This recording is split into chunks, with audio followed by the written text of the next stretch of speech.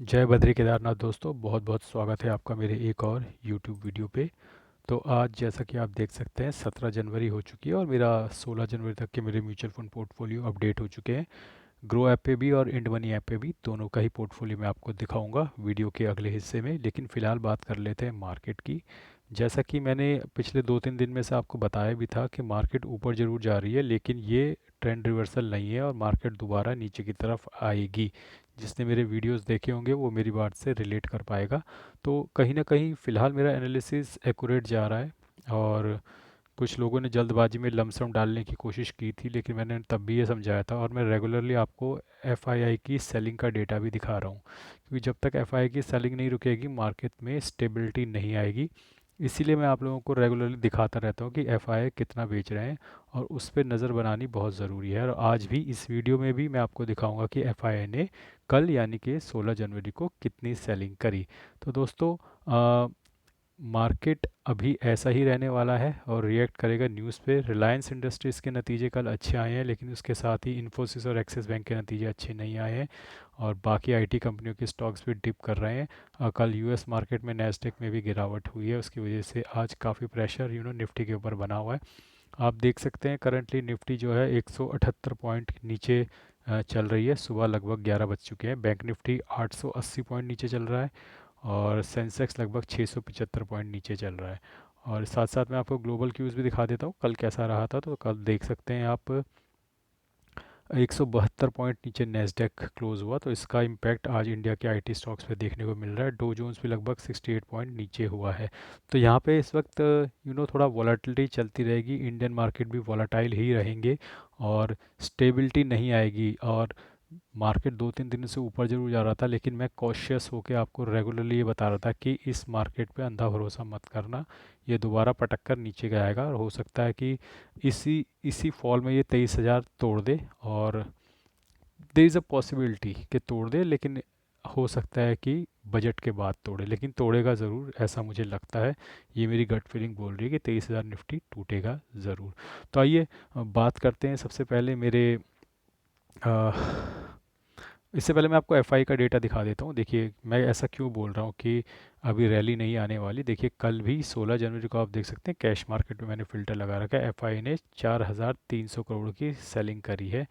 इसके अगेंस्ट हमारे डीआई ने 2,900 करोड़ की लगभग बाइंग करी है। तो ये गैप तो फिर भी कम है। फिर मार्केट गिरी क्यों नहीं कल? क्योंकि कल तक रिटेलर बाय कर रहे थे। तो वो हो गया खेल। आज रिटेलर्स ने बाय करना छोड़ दिया होगा और मुझे लग रहा है कि एफआई सेल कर रहे होंगे और डीआई उसके मुकाबले में इतना बाय नहीं कर रहे, तो आज मार्केट गिर रही है। हालांकि आज सेंसेक्स की एक्सपायरी है तो कुछ हो सकता है, लेकिन फ़िलहाल जिस तरीके से मार्केट टूट रही है तो ऐसा लग नहीं रहा कि बहुत ज़्यादा रिकवरी हो भी, और हो भी गई तो भी मार्केट नेगेटिव में ही क्लोज होती हुई नज़र आ रही है। आइए देख लेते हैं कि किस तरीके से हमारे ब्रॉडर मार्केट रिएक्ट कर रहा है। निफ्टी फिफ्टी जो है लगभग -0.76% डाउन है, यानी कि लार्ज कैप लगभग 0.25% डाउन है। और नज़र बनाइए मिड कैप 50, मिड कैप 100 और मिड कैप 150 में। मिड कैप 50 लगभग -0.27% डाउन है, मिड कैप 100 -0.05% डाउन है और मिड कैप 150 -0.13% डाउन है। तो मोटा मोटा कह सकते हैं कि मिड कैप 0.15% तक डाउन है, बट एक हेल्दी डाउन है। थोड़ा बहुत, बहुत ज़्यादा नहीं है लेकिन थोड़ा बहुत डाउन है। और निफ्टी स्मॉल कैप 100 0.46% डाउन है, निफ्टी स्मॉल कैप 50 0.35% डाउन है, निफ्टी स्मॉल कैप 250 -0.42% डाउन है। यानी कि मिड कैप से ज़्यादा गिरावट स्मॉल कैप में है, लेकिन सबसे ज़्यादा गिरावट आज लार्ज कैप में नज़र आ रही है। तो ओवरऑल सिनेरियो ऐसा है कि आज लार्ज कैप में ज़्यादा गिरावट है, मिड कैप में सबसे कम गिरावट है और स्मॉल कैप में उसके बाद, यानी कि लार्ज कैप, स्मॉल कैप और मिड कैप इस अनुपात में मार्केट गिर रहा है। आइए अब देख लेते हैं मेरे इससे पहले कि मैं आपको म्यूचुअल फंड्स का पोर्टफोलियो दिखाऊं, पहले हम फिनवेशिया यानी कि शून्य ऐप पे अपने शेयर्स और ईटीएफ का पोर्टफोलियो देख लेते हैं। तो सुबह ये जो गेन था, सुबह जब मार्केट खुली थी करीबन 1800 का था आज का गेन, लेकिन उसके बाद लगातार बिकवाली जारी है और धीरे धीरे ये गेन कम होता जा रहा है। अब देखते हैं लगभग 900 या 1000 रुपये का गेन कम हो चुका है मेरा। तो आप देख सकते हैं डाबर जो मेरे पास 10 शेयर पड़े हैं उसमें मुझे आज 44 रुपये का गेन हो रहा है। ये आज ही का गेन है, इसमें टोटल का ऑप्शन होता है, एक टुडे का ऑप्शन होता है, मैंने टुडे के ऑप्शन पे क्लिक किया हुआ है। HDFC स्मॉल कैप का ETF है जिसमें मुझे आज 12 रुपये का नोशनल लॉस हो रहा है। टाटा कंज्यूमर में 62 रुपीज़ का मुझे आज नोशनल गेन हो रहा है। इरकॉन जो कि कल बहुत भागा था उसमें आज 1% की गिरावट देखने को मिल रही है और 116 रुपये का मुझे नोशनल लॉस हो रहा है। CPSE ETF में आज बढ़त देखने को मिल रही है, 85 रुपये का मुझे इसमें नोशनल गेन हो रहा है।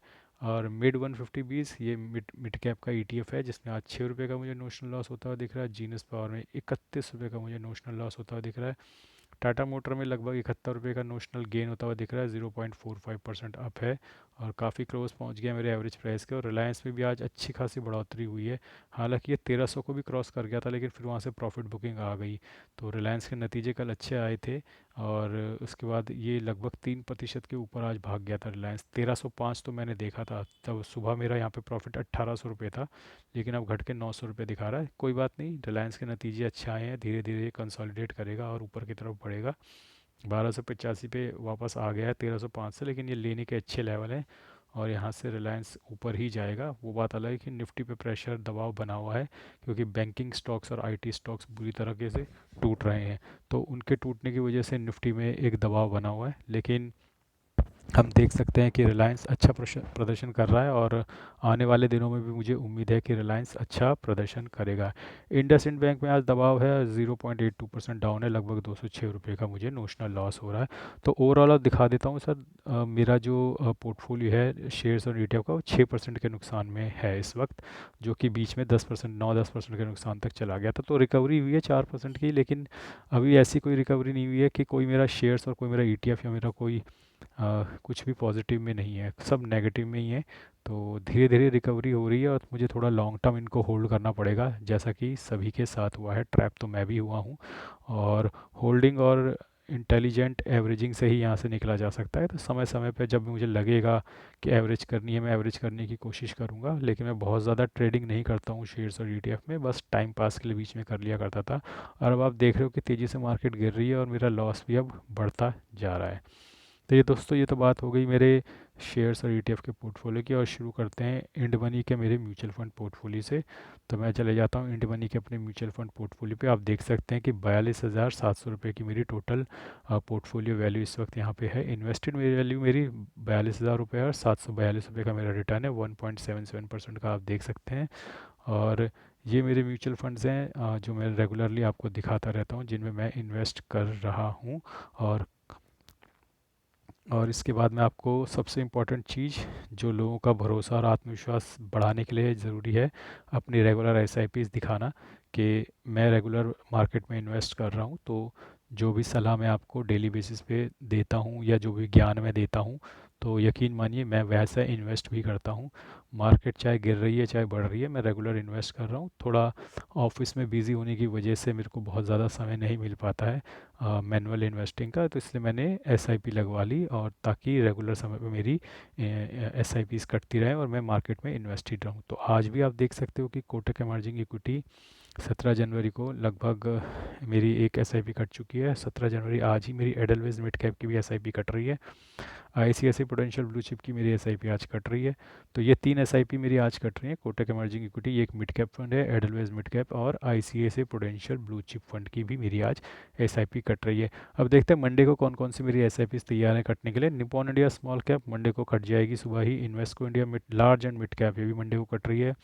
JM फ्लेक्सी कैप डायरेक्ट, ये भी मंडे को मेरी कट रही है। मोतीलाल ओसवाल मिड कैप सोमवार के दिन ये भी SIP कट रही है। HSBC स्मॉल कैप ये मंगलवार की SIP है। तो आगे की SIPs मैं आपको आगे दिखाऊंगा, लेकिन जैसा कि आप देख सकते हैं कि मेरा 41,500 की मंथली SIP लगी हुई है, जिसमें से 20,000 की SIP डल चुकी है और आने वाले दिनों में 21,500 की SIP और डल जाएगी जनवरी 31 जनवरी तक। तो रेस्ट अश्योर, मैं मार्केट से कहीं भाग के नहीं जा रहा। मैं जो भी आप लोगों को साथ सलाह मशवरा करता हूँ, मैं खुद भी अमल करता हूँ। मैं उस तरह का यूट्यूबर नहीं हूँ कि बड़ी बड़ी बातें करके चला जाऊँगा और अपना पोर्टफोलियो और अपनी इन्वेस्टमेंट आपको नहीं दिखाऊँगा। मैं डेली बेसिस पे आपको अपना पोर्टफोलियो और अपनी इन्वेस्टमेंट दिखाता रहूँगा, दिखाता रहूँ। और जिस दिन मैं ना दिखाऊँ, आप हक से कमेंट सेक्शन में मुझे बोल सकते हैं कि तू बेईमानी कर रहा है, बदमाशी कर रहा है, अपना पोर्टफोलियो दिखा और अपनी इन्वेस्टमेंट दिखा। सबसे पूछा करो ये। अगर आपको मेरे यूट्यूब पे वीडियो नहीं देखने मत देखो, जिसका भी देखना है उसको जाके देखो। मैं तो कभी कहता नहीं कि आप मेरा देखो या मेरे चैनल को सब्सक्राइब करो। जिसका भी देखना है उसको जाके देखो, लेकिन उससे एक चीज़ ज़रूर बोलो, भाई अपना पोर्टफोलियो दिखा और अपनी एसआईपीज़ दिखा या अपनी इन्वेस्टमेंट दिखा, तो कैसे इन्वेस्ट कर रहा है। क्योंकि खाली बड़ी बड़ी बातें और ज्ञान देना आसान होता है, यहाँ तो कोई भी यूट्यूब चैनल खोल के बैठ जाता है और ज्ञान देने लग जाता है। पहले उससे पूछो कि अपना लाखों रुपया दिखा जो तू कहाँ इन्वेस्ट कर रहा है। जैसे मैं आपको डेली बेसिस पे दिखा रहा हूँ। आप भले ही मेरा चैनल मत देखो, लेकिन किसी ऐसे बंदे का जाके देखो जो आपको ढंग से दिखा रहा हो, ताकि आप उस पर ट्रस्ट कर सको। ज्ञान देने वाले यहाँ पे 99% यूट्यूबर्स हैं जो आपको ज्ञान दे रहे हैं, वो खुद इन्वेस्ट नहीं कर रहे, या वो आपको बेवकूफ़ बना रहे हैं कि ये खरीद लो वो खरीद लो। ऐसे लोगों से आपको सावधान रहना है। तो अब चलते हैं अपने मेन पोर्टफोलियो पे, जो है हमारा ग्रो ऐप पे। और ग्रो ऐप का पोर्टफोलियो भी 16 जनवरी तक अप टू डेट हो चुका है। जैसा कि आप देख सकते हैं कि कल मुझे 24,898 रुपये का नोशनल गेन हुआ है, और मेरा टोटल रिटर्न अब 1,11,000 नेगेटिव में है।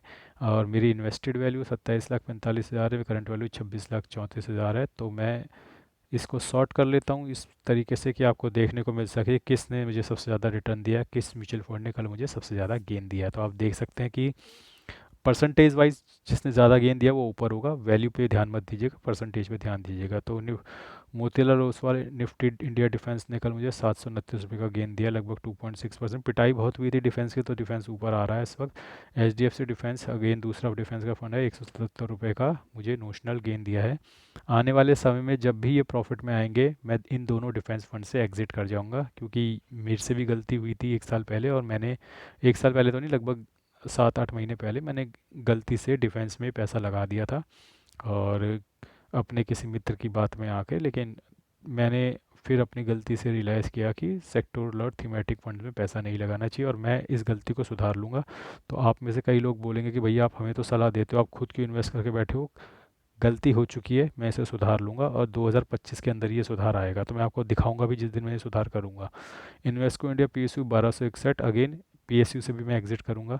आदित्य बिरला सन लाइफ पीएसयू 1734 का गेन, अगेन इससे भी मैं एग्जिट करूँगा। Bank of India small cap 1765, इनसे मैं एग्जिट नहीं करना। Nippon India power and infra 67, इससे मैं एग्जिट करूँगा। Motilal Oswal enhance value 530, Invesco India infrastructure 125, इससे मैं एग्जिट करूँगा। Canara Robeco small cap 590, can't small cap 2400, Tata small cap 593, Nippon India small cap 2000, बंधन स्मॉल कैप 1100, कॉन्ट इंफ्रास्ट्रक्चर 387, इससे मैं एग्जिट करूँगा इंफ्रास्ट्रक्चर से। H D F C mid cap 984, Edelweiss mid cap 1218, H S B C large and mid 1780, Quant mid cap 1372, Nippon India growth 324, Bandhan core equity 473, Quant large and mid cap 873, H D F C large and mid cap 1343, I C I C Prudential Bharat 22 203, इससे मैं exit कर सकता हूँ, लेकिन मुझे check करना पड़ेगा भारत 22 वाला। Invesco India mid cap 307, Nippon India large cap 1295, Kotak emerging equity 261, H D F C large cap 671, Motilal Oswal mid cap 107, Parag Parikh 11 रुपये।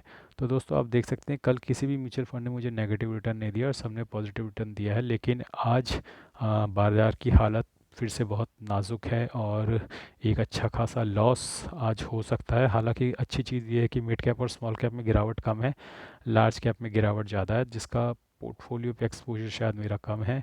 हालांकि दो दिखता ज़्यादा है पोर्टफोलियो एनालिसिस पर, लेकिन मेरा ये मानना है कि जिस दिन स्मॉल कैप और मिड कैप ज़्यादा गिरते हैं, उस दिन मेरा पोर्टफोलियो ज़्यादा गिरता है, रदर देन जिस दिन लार्ज कैप गिरते हैं।